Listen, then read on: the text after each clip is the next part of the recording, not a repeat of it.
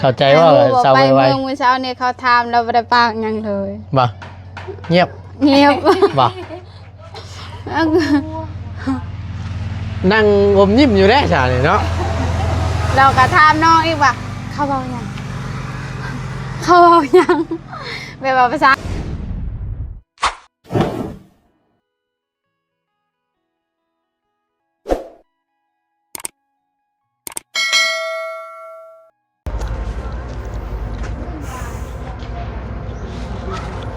เอาพี่น้องคนอื่นกราบสบายดีและสวัสดีเด้อพี่น้องเด้อสบายดีกัน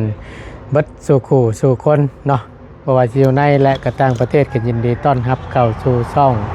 ประธานป้องชาแนลคือเก่าเนาะพบเจอกันช่วงแรงๆพี่น้องบรรยากาศเนาะเย็นแน่น้อยนึงคือเว้นนี่ป๊าดโตบ่ได้เป็นตาอยู่พี่น้องเอ้ยฮ้อนแท้ฮ้อนว่าบ่ตุนจนบ่ได้เฮ็ดหยังเอาโทรศัพท์คมน้ำก้อนอยู่เนาะเห็นอยู่ดอกในคลิปลุงหนวดพี่น้อง ยอมถ่ายหยังก็บ่ได้พี่น้องโอ้ยขอโทษขออภัยน้ำลายเพราะว่าอุณหภูมิสูงมันตัดหล่นนะพี่น้องโทรศัพท์บ่ตัวบ่ไหวแฮงเนาะเอาเดี๋ยวเยี่ยมยามตามข่าวทางน้องหลอกแค่อีกรอบนึงเด้อพี่น้องเด้อเนาะเพราะว่าน้องเพิ่นไปเซ็นอหยังกลุ่มปกสบ้านบ่พี่น้องเพิ่นที่เพิ่นเฮ็ดเกี่ยวกับใบสมนุครัวเนาะหรือว่าความผันของน้องเพิ่นนี่แหละเนาะเดี๋ยวถามเบิ่งบูว่าสำเร็จบ่หรือว่าจังใดเพิ่นแล้วหรือว่าแนวใดเนาะเพราะว่ามื้อนี้น้องเพิ่นไปนี่ก็ค่อนข้างจะเบิดมื้อแหละเพราะว่ามันลงไปเซปูนบนไกลเด้พี่น้องจากเซปูนมาดงสวรรค์หรือว่ายับขึ้นมากเฮือนน้องเพิ่นนี่มันเฮือนน้องเพิ่นนี่ก็มันเยื่องๆออกปุ๊มันสิออกไซเลนเลยพี่น้องไอ้สิออกไซเลนเปลี่ยนเลยเนาะก็เลยค่อนข้างจะใช้เวลานิดนึงเนาะบรรยากาศห่อนจับไปย่ำตอนเช้าตอนเที่ยงตอนบ่ายป้าตกเลยเดี๋ยวเข้าไปเยี่ยมยามมันทำข้าวเพิ่นก้อนพี่น้องเลยเนาะบูว่าจูเจเลยดิบ้านนี่พี่น้องเห็นตลอดเพิ่นเนาะจอดอยู่ตารางนี่ไปสบายดี เป็นอะไรบ่สบายบ่เจ็บหัวเป็นไข้บ่เจ็บปวดเจ็บปวดกระเจ็บอยู่บ่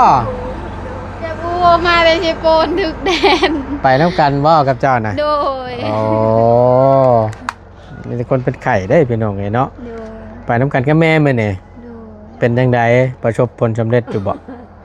ยังทาแต่เขานั้นเพิ่นนัดอีกรอบนึงบ่โอ้มื้อใดบาดนี้นะนี่ไม่อันนี้ยังทาแบบว่าทานางเอียนนางเอียนโดยเอียนอยู่บ้านช้างเอียนบ้านสร้างโดยเรายังไปเวียงเก้ยเจ้าบ่แม่นไปซะเราเป็นในบ้านคุมบ้านสร้างแต่ว่าเมืองเราอยากได้ลายเซ็นของเราก่อนโอ้แล้ววันนี้พูนที่นั่งเอียงนี่เพิ่นเมื่อเวียงบ่โดยเมื่อใดเพิ่นลงมาบัดจ้ะเพิ่นเป็นในบ้านอยู่คุมนี้โดยบ้านสร้างแต่ว่าในบ้านแถวน้องนี่ก็อยู่กุมบ้านแล้วแต่ว่าเขาอยากได้ลายเซ็นแบบให้เราเซ็นแล้วก็ใบชัวของเรานั่นสิเอาไปเฮ็ดใบแจ้งเกิดของแม่เด้ตัวนั้นแหละยังคามันอยู่ในหน่วยเดียวกันบ่ใช่บ้านเดียวกันบ่แต่ว่าไปรวมอีหยังกับไปนำกันยันว่าแบบว่าเอาเฮาอยู่บ้านนี่ในบ้านนี่ดูแลคุ้มครองแล้วก็ว่าเอาแต่ลายเซ็นของผู้นั้นต่างหากบ่แม่นบ่เอาทั้งหากแบบว่ากลุ่มแบบว่าในบ้านใหญ่เนี่ยคืออยู่กลุ่มบ้านนั้นแบบว่าในบ้านนั้นคุมหมดเลยแถวนี้แต่ว่าในบ้านแบบว่าตอนนั้นบอลนี่พอกปีตอนนั้นเราเป็นการเราลาออกเลยดิก็ยังเรือแต่ลาวดิ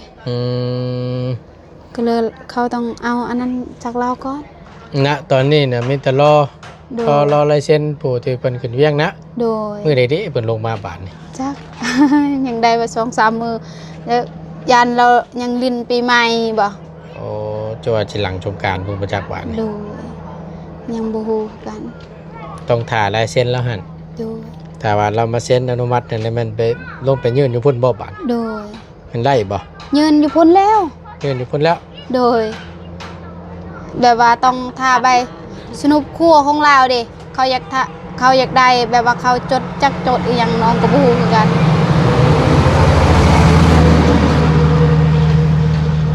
หลายขั้นตอนอยู่เนาะถ้านี่แหละก็ยังว่าแต่คือว่ามันอยู่ความหน้าความตามันก็ง่าย โดย เขาให้ผู้นี้เส้นให้ผู้นี้จ้ำกาให้เส้นให้จ้ำกาให้ครับ เลอะได้เนาะ นะเพราะว่าชาติ ง่ายนิดนึง เห็นเฮ็ดอยู่ในบ้านนี่ก็จังซี่แล้วพี่น้องเพราะว่ามันอยู่บ่พร้อมกัน โดย บางเทื่อในบ้านบ่อยู่หัวหน้าหน่วยอยู่ โดย ในหัวหน้าหน่วยก็เส้นให้อยู่ปกชกับพ่ออยู่หัวหน้าปกชกลุ่มอยู่ในบ้านนี่เช่นเดือดในบ้านกาเบียกปัดแล้วต้องทายอีกจังซี่นะ แบบนั้นแหละค่ะ บ่แนวหนึงก็แนวหนึงจังซี่นะ กลับไปกลับมาเนาะ ต้องใช้เวลาเนี่ยน้อยหนึงนั่นแหละ โดย เฮ็ดได้ฉันอดเอาแหละยังเดือซำนี้เชื่อ มัน อดใจรอ มันบ่ลายแล้ว อ่าเบิดไปเท่าไหร่ค่าใช้จ่ายลงมื้อนี่ ได้สำล้านห้าแล้วค่าน้ำมันค่าให้เขาอีก อืม ค่าให้เขากินน้ำกินน้ำกินน้ รวมไปเบิดล้านห้าแล้ว ำโดย ให้เมืองนั้น590,000 อืม แต่ว่าถ้าแล้วนั้นจักเขายังสิเอาหรือบ่ยังบ่ฮู้เด้ อืมก็ต้องเบิ่งกันอีกเทื่อนึง โดย ว่าในเมื่อจบอย่างแล้วก็เป็นสิเอาทำเท่าไหร่ถ้าเบิ่งเนาะแต่ว่าเขาจ่ายไปแล้ว590,000 โดย จะถ่าเอาต้องรอสุดยอดมันนี่ความร้อนเนาะป๊าด แม่จนเจ็บหัวน้องไปเซโปนมื้อนี้2เทื่อ ช่อง เป็น รอบ 2 รอบแล้วก็กลับมาอีก2 รอบคือกันเป็น4 ตอนเช้าไป แล้วก็กลับคืนอีก กลับมาบ้านอีก โดย มาฮอดบ้านพี่ บ่ฮอดแต่ค่าคุมบ้าน อ่าแล้วก็ น้ เล อง ย เราลืมจำกาฮูบนั่นเด้ อ่า ปกติมันต้องจำกาในบ้านเด้แต่ โด เรา ย บ่ได้จำกาเราลืม น้องก็ต้อง ตีรถกลับมาอีก โดย จำกาแล้วก็กลับลงไปอีก โดย ป๊าดมันใกล้พี่น้องพอแล้วพากันขึ้นมาฮอดจังมุ่ง 3 โมงเมื่ ฮอดพี่นะ โดย ป้าหอนจ้ะอุณหภูมิสุดพี่น้องเลย38 39 องศา ถ้ารถบ่ได้ติดอิหยังก็สบายนิดนึงเนาะอันนี้รถลายนี่มันแบบว่ารถมันติดนะ2-3 บอน รถติดพออย่างรถติดเพิ่นเฮ็ดทางพี่น้อง โดย เพิ่นเฮ็ดทางแล้วมันก็ได้เพิ่นนี่แหละเพิ่นปูใหม่ขึ้นสิเพิ่นเฮ็ดใหม่บูรณะใหม่บ่เลยแล้วมันก็ได้ติดบานนี้ อันนี้ยังเขาสิเฮ็ดหรือบ่เนาะ ก็อาจจะได้เพิ่นเฮ็ดจักเทื่อเลยคำว่า อันนี้บ่ คำว่าเพิ่นปู คือว่า2บ่ ปู 3 ปูนาระดับนี่แหละยันแล้วแหละมีแต่ว่าเฮ็ดตีศอกตีเส้นนี่ยังหั่นแหละเพราะว่าเฮ็ดเลาะลงไปเรื่อยๆเด้แต่ละจุด บอนบานสแลวนั้นสูงเนาะ อืม สูงกว่านี้อีกทางนะ แม่น ว่าตัวนี้เขายังสิเฮ็ดใหม่อ บ่ ยู่ ฮู้ว่าเพิ่นสิตาบจักรอบมันนะ บ่แห้ง คือ เนาะ คือสิแน่นหนาคักโยบานนี่ เน้นหนาแต่ว่าถ้าเวลารถมันลายมันติดเราสิลง ตกคลอง ตกคลองแล้วขึ้นบ่ได้เลย มันสูงเด้ บ่แห้งแหละ เนาะเก่าแรกกับหยังมื้อนี้ กินไก่ ไก่ โดย คาโก้พี่น้องเอ้ยไก่อันนี้บ่ไก่ชื่อในตลาดบ่ โดยไก่พันธุ์เนาะ ใช่ก็กินแกงไก่พันมือเว้นนี่ ชื่อตัว50 ปั้นเนี่ยพี่น้องเอ้ยเพื่อกันเฮ็ดกับข้าวกินกัน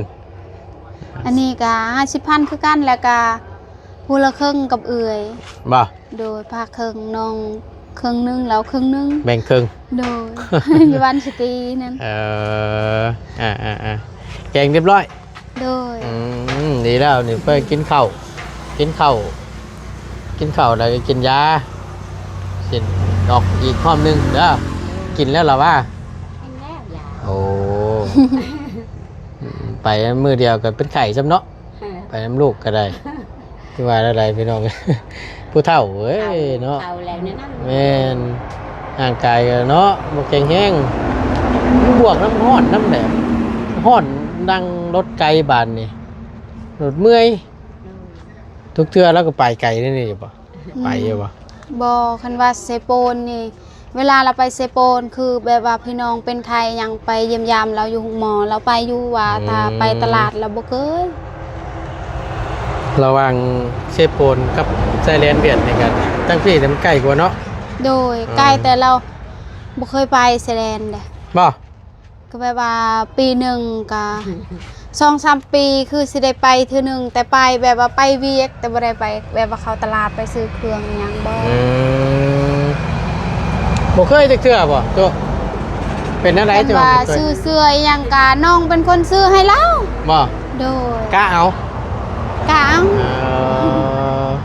เป็นได้แต่ว่าบ่กล้าเข้าไปตลาด มีเงิน บ่มีเงินก็เลยบ่ได้เข้า มีไรชมเชยเป็นมีเงินให้ลูกไป อ๋อ อ๋อแต่ยัง ๆ เรื่อย ๆเนาะปกติแล้วก็ว่าเข้าตลาดแต่นี่มันก็ต้องใช้เงินใช้คำเนาะเพราะว่าอยากได้เสื้อผ้าหน้าแพรมันปัดเฮามันปัดเงินบัดนี้ก็บ่หลายจังซี่นะ เอาแล้วมีรถเก็บหมดตัวเก็บหมด เออ ไปมี แนวมันแหล้วมันไก่เด้เฮานั่งรถแต่เฮายังน้อยยังหนุ่มซิก็ยังเมื่อยเจ็บบัดกระตูนี่เมื่อแต่ละมื้อนั่นป้านอนปั่นตายไอ้ดีพี่น้องเอ้ยเมื่อยเรียกว่าตูนขับรถ ขี่รถ อืม เจ็บกระดูกกระดาษ เจ็บกระดูกกระดากเออบอกว่าแล้วเนาะบ่ได้นั่งรถใหญ่ก็ได้นั่งรถจักรมันเปิดช้อนท้ายนั่งรถใหญ่ยังว่าพอมีแฮงพิงไปนำแน่ก็มันนี่บ่ได้แล้วเนาะเช้าไวๆอืม ๆงงแล้วนั่นอายว่าเซาไวๆงง บ่บ่จักบ่ฮู้อยู่บ่เฮาเว้าให้เช้าไวๆน่ะหรือต้องให้เฮาเว้าแบบใดถ้าเว้าอีกภาษาหนึ่งก็หายเร็วๆนะเป็นภาษาไทยได้บัดนี้ อ่า เข้าใจว่า บอก เศร้า ไป ไว เมืองมื้อเช้านี่เขาถามเราบ่ได้ปากหยังเลย ๆบ่เงียบ เงียบ บ่นั่งอมยิ้มอยู่ได้ชานี่เนาะ เราก็ถามน้องอีกว่าเขาเว้าหยังเขาเว้าหยังแบบว่าภาษาน้องคือแบบว่าถอนปลาย ไป ถอนปลาย เพิ่นถาม โดยแบบว่าเขาแบบว่าอยู่ในโครงการกับแบบว่าเขาก็เว้าคอยเนาะเขาบ่มักเว้าแฮงเด้ บ่ค่อยบ่เพิ่นบ่ค่อยเสียงดังปานใด โดย ทั้งนี้นั่งยิ้มเฉยเด้ ยิ้ม ยันอยากตอบก็ยันตอบบ่ถูกนะ โดย เบิ่งนี่นะเห็นบ่ โดย เห็นบ่ตัว ด้วย อืมแล้วก็เจ้าก็ตอบให้บัดนี่ โดยตอบให้ ตอบดังแม่ละว่าได้จ้ะแม่เจ้าถามเพิ่นถามหยังน่ะ แบบว่าเขาถามเรื่องแบบว่า เรื่องใบสนุกครัวอีหยังนั่นแล้วเห็น เขาก็ถามหลายเรื่องแต่ว่าน้องก็ลืมคือกันแหล้วเดี๋ยวนี้ แต่ยังดีก็จังว่ายังเจ้ากันยังตอบได้เด้ โดย ยังตอบได้อยู่กับใครอยู่ถ้าว่าเว้าบ่เป็นเด้อนี่มันก็จะยากเลยพี่น้อง โดย ยากมันบางเทื่อเพิ่นถามมาแล้วนี่แหละคือแม่เจ้านี่บางเทื่อเราอาจฟังออกอยู่ โดย แต่ว่าอยากตอบก็จะมันตอบบ่ถูกเนาะ แบบ ดู ว่า เนาะ แบบว่าเขาบอกคอยแบบว่าบางคำนั้นเราก็ได้ยิน แต่บางคำเราบ่ได้ยินเด้เนาะนั่นๆถ้าสิตอบนั่นก็ยันบ่ถึง เทื่อต้องแบบค่อยๆนั่งคุยแต่ให้ค่อยคิดจังหน่อยนึง โดย ก็แปลไปน้ำไปแล้ว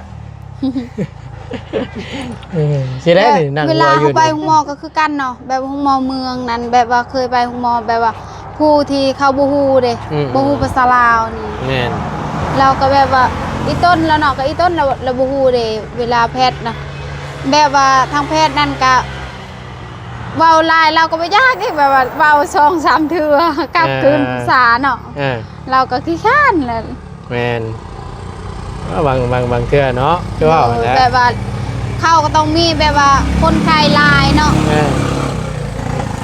ถามแล้วเพิ่นรู้เนาะ โดย นี่ก็ถามรู้แล้วก็เมื่อยถามล่ะ โดยบางเทื่อก็คันเจอน้องแบบว่า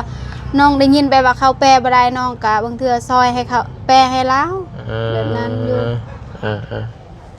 ไปอยู่ดอกจันเนาะ โดย ดีละพี่น้องก็ชดจอยกันเนาะเป็นอะไรกระตังเจ้านั่น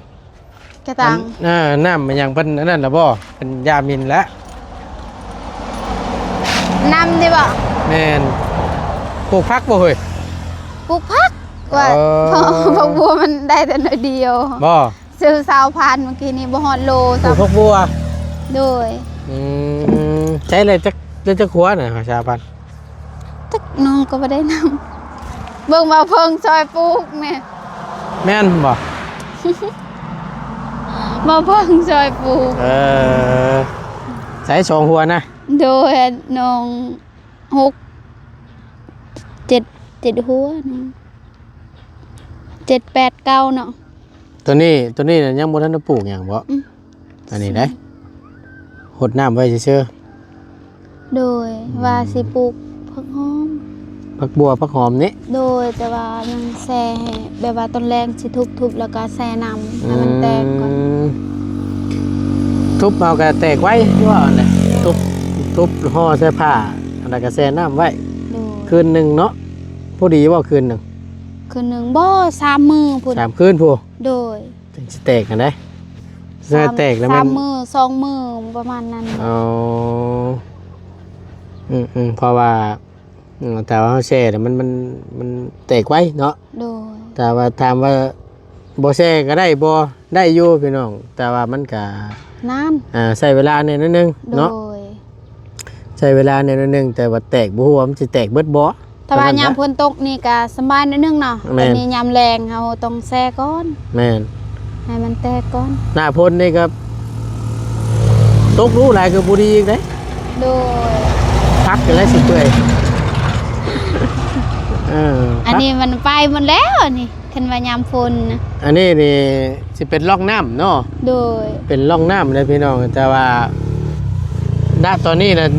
น้องหลอกแค่ยืมสถานที่หมองนี่ปลูกพักก่อน โดย เนาะ ปลูกพักก่อน ถ้าปลูกบอนอื่นแบบว่ายามแรงมายามแบบนี้มันก็บ่งามเนาะ แต่ว่าเพิ่นมาบริบัตินักชาทำความสะอาดนี่ก็แม่นเพิ่นสิจกดินนี่แหละขึ้น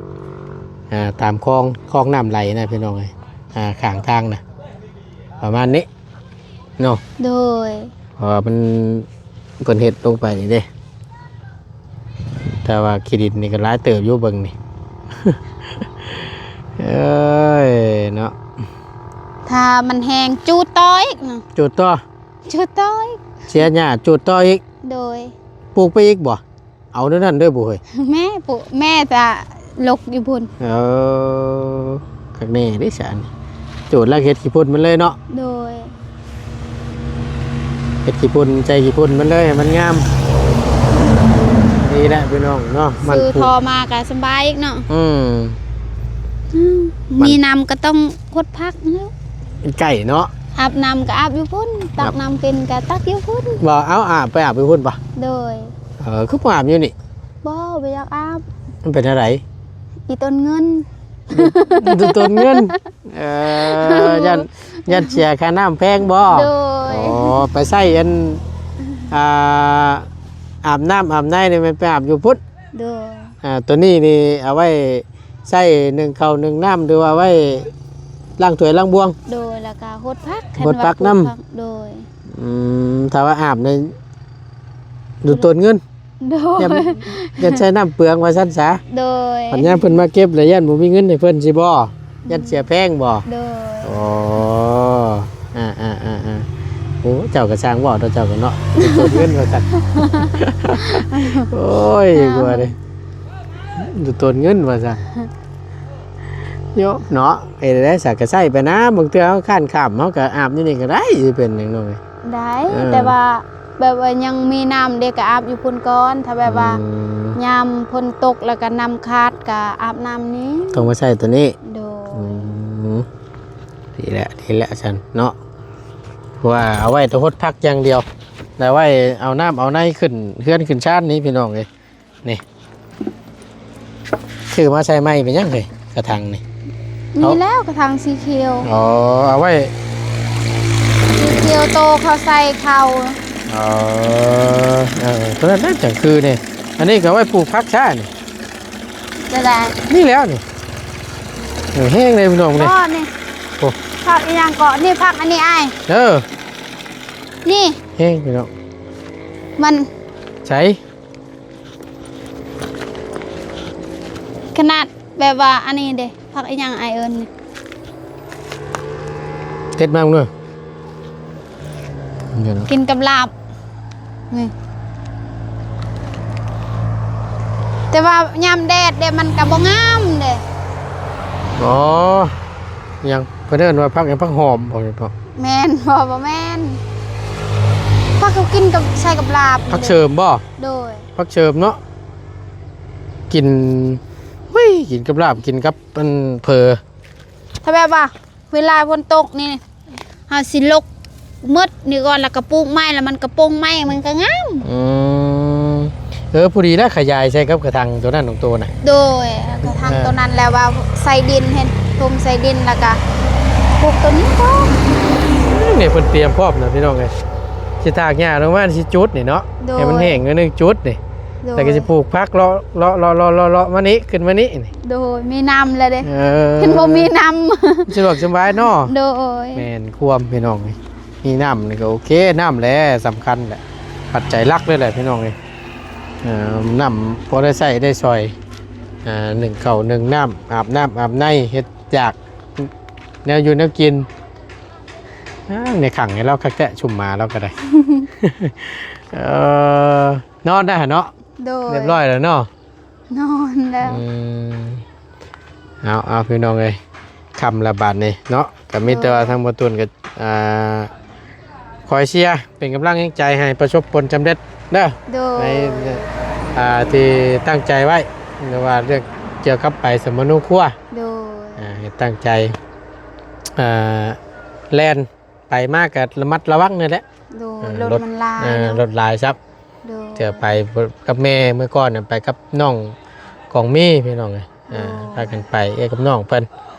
ไปน้ำกันเนาะเอาจังใดให้ได้ไวๆเด้อ โดย ไปวันนี้ถ้าง่ายขอลำลาก่อนจบคลิปปิดคลิปก่อนอยู่ดีมีเฮง โดยสบาย ส ดี บายดีล่ะสบายดีเนาะส่วนมันส่วนกล้วยนั่นบ่ได้ไปจอบเพิ่นบ่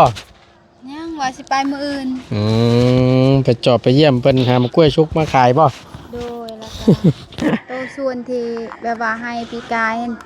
แบบว่าทางสุดก่อนแล้วมันก็ปรุงใหม่ดิ เอา แบบว่าหักกระทางนี่ยังบ่ทันปรุงแต่ตัวเก่านั้นมันปรุงแล้วก็ต้องไปตัด เพราะว่าอันถ้าต่อสมมุติว่าถ้าไปนั่นก็เพื่อเพิ่นสินั่นเนาะวิทย์สงกรานต์พุ่นเนาะ โดย โอเคสันพี่น้องเอ้ยเนาะโอ้บรรยากาศของวันดอกแค่เว้ยคือจังว่าฮ้อนแท้ๆเนาะเฮ้ยตอนนี้โอ้ยเราเฮ็ดกินแล้วเรียบร้อยละบัดนี่ กินข้าวไว้ ฮะกินเลยขอบใจละลายขอบใจสู้กันกินนั่นแหละเนาะ บ้านบ่มือบ่ แม่นไอ้บื้นน่ะสิมาบ้าน แลก ช่วงพังเบิ้งแต่ตอนเช้าสิมาหาอยู่ดอกก็อาจจะเดินทาง กล้วยเมื่อบอก ช่วงบ่ายๆก็มี